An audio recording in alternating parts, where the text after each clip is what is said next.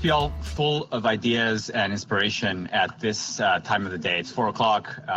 I'm not going to saturate you too much, so this is going to be a fast presentation of some updates from the Inspire Challenge, which is another branch of the ICTforAg portfolio of streams of work. So with that said, I just want to explain a little bit of how it's been designed this year. And the main thing is the focus of this year's competition or approach. Is this working?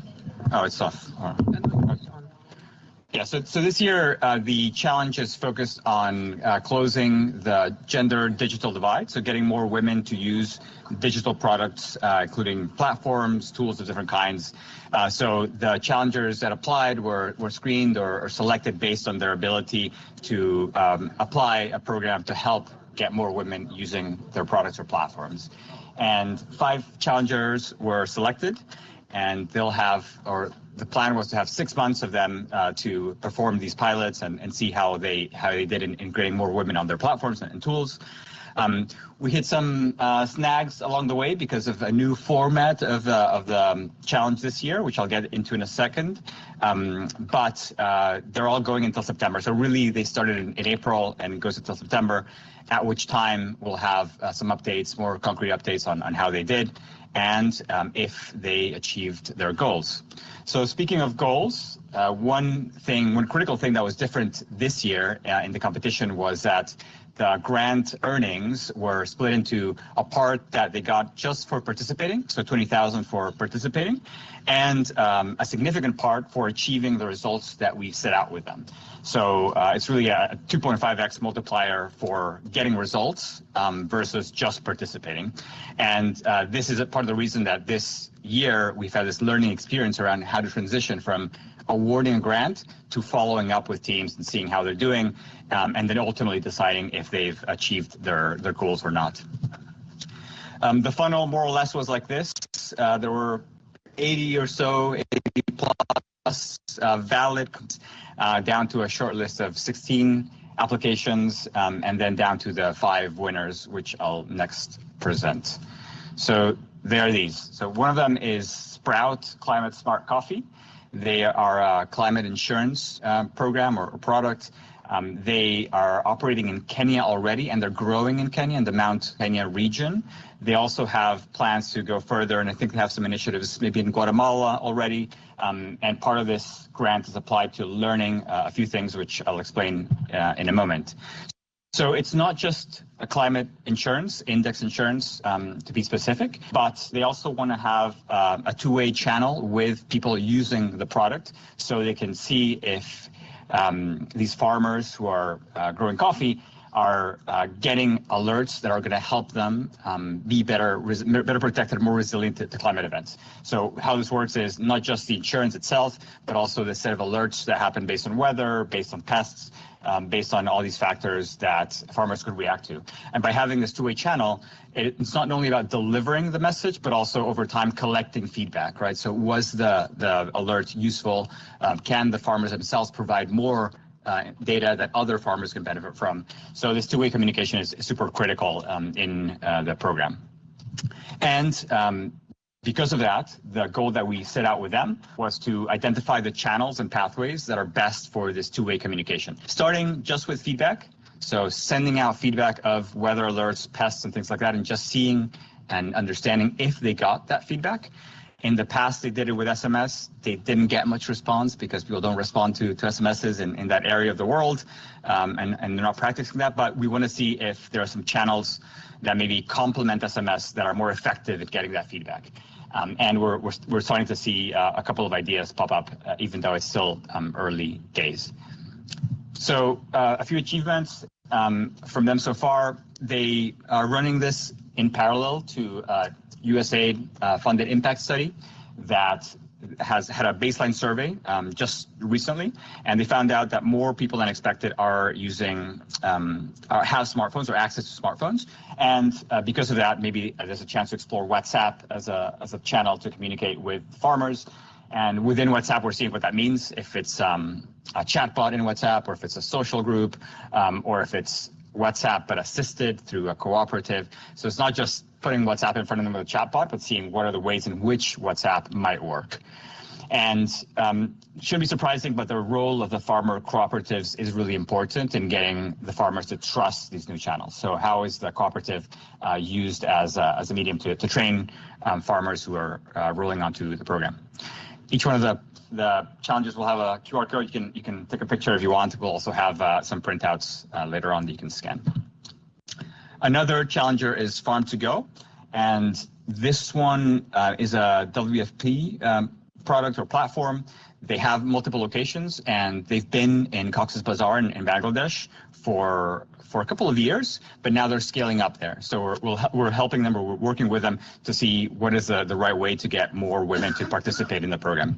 And to describe Farm to Go, it's an app for aggregators who are collecting or expect to collect commodities from farmers. And there's also a web platform component for retailers who are buying those products. So they're a mediator. They're working with aggregators, retailers, but the effort here is how to get the aggregators to onboard farmers to sell into the platform.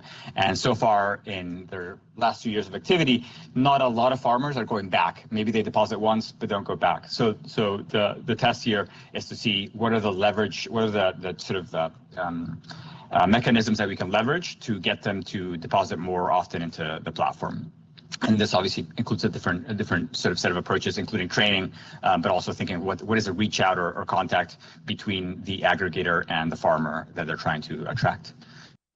So in terms of their goals, the metric is more than one deposit, right? So in the past, people, as I mentioned, would deposit once, but not more. We want to get people to deposit 2 or more times. So it's a clear metric that we want to get to and increase the number from 17% of female farmers depositing to 40%, which is an ambitious goal, but with the scale-up efforts there, we hope it can be reached.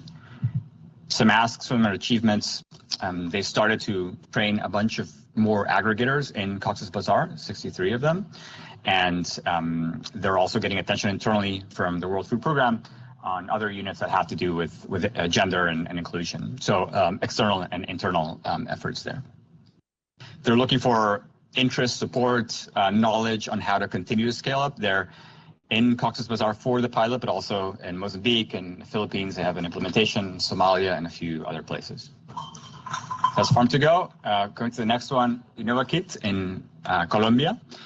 So InnovaKit has 2 pilot sites for the Inspire Challenge, one in Huila and one in Santander. And they are a digital platform with a bunch of stuff around knowledge transfer. For farmers, for technical staff, for rural families in general.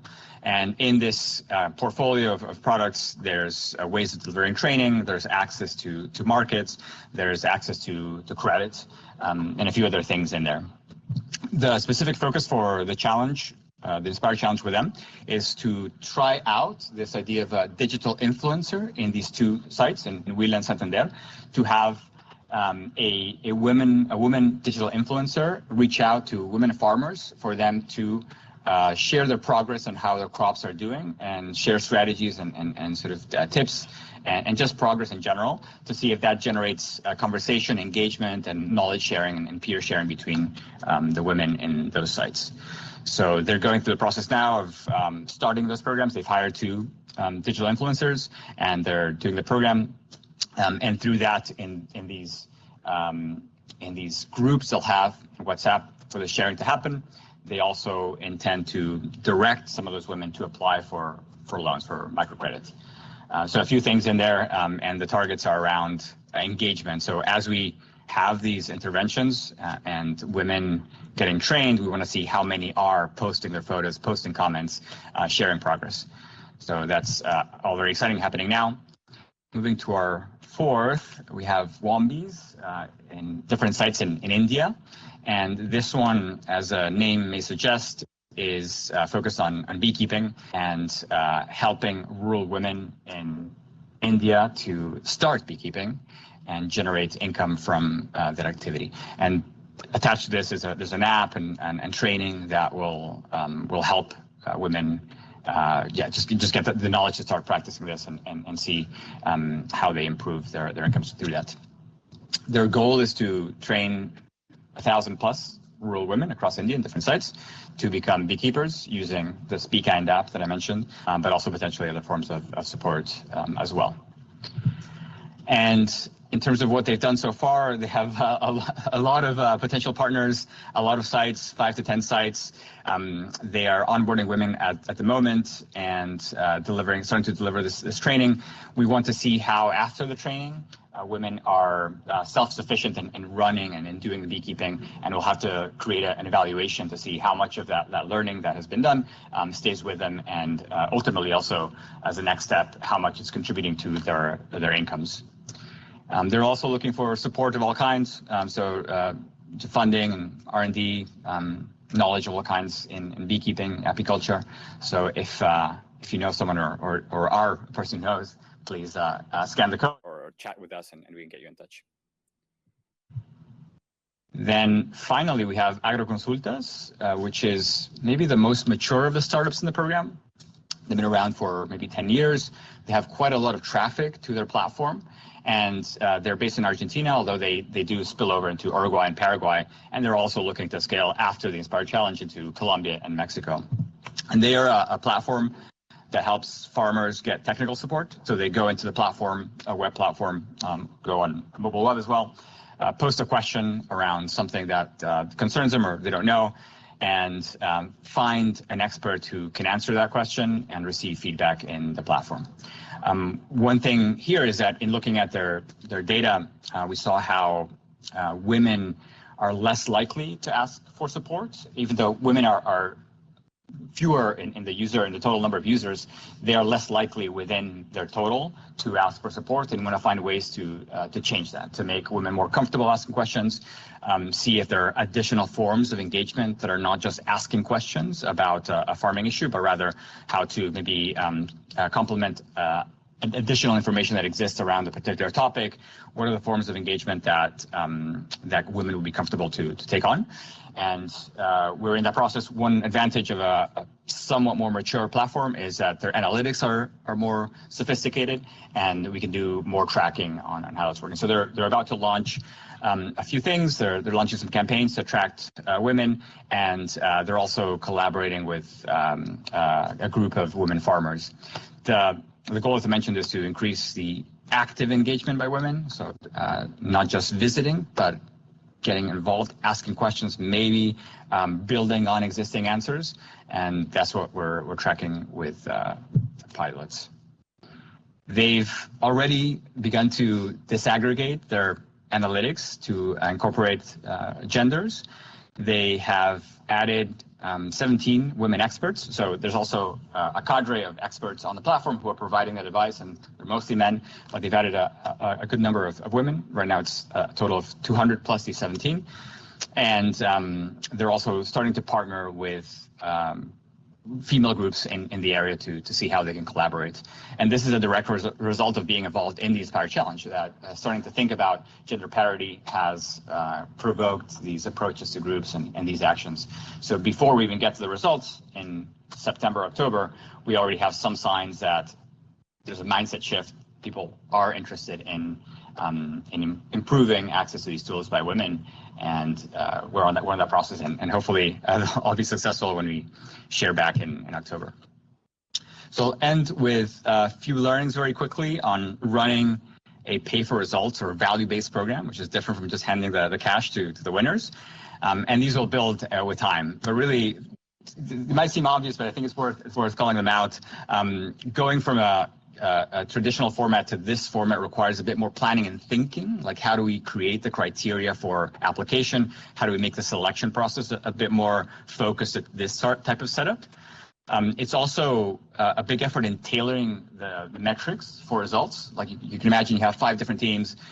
You're trying to be fair across them. You're trying to provide or create stretch goals, but also be somewhat realistic. And having the time to have these conversations to arrive at a fair metric to measure women engagement, women participation, is not trivial, and it's taken us a few months just to get through that process. So the recommendation would be to build that into the planning phase or even the selection phase. So during the interviews, during the evaluation, there's some conversations to figure that out, or potentially build a chunk of the challenge timeline to devoted to coming up with these metrics together, right? Which is in practice what's happened and pushed us forward in time a little bit.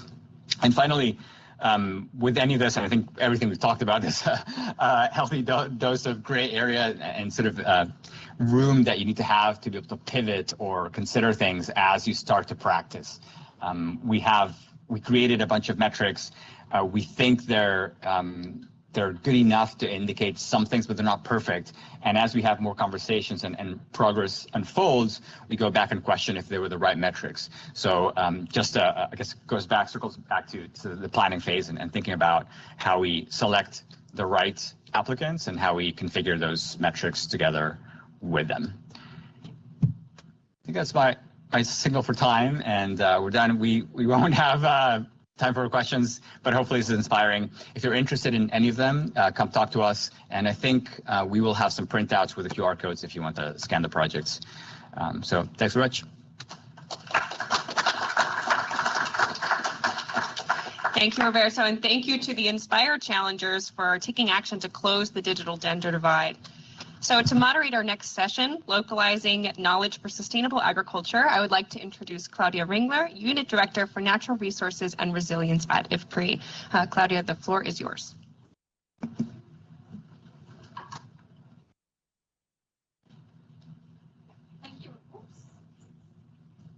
Thank you very much, and great to see so many people are still here.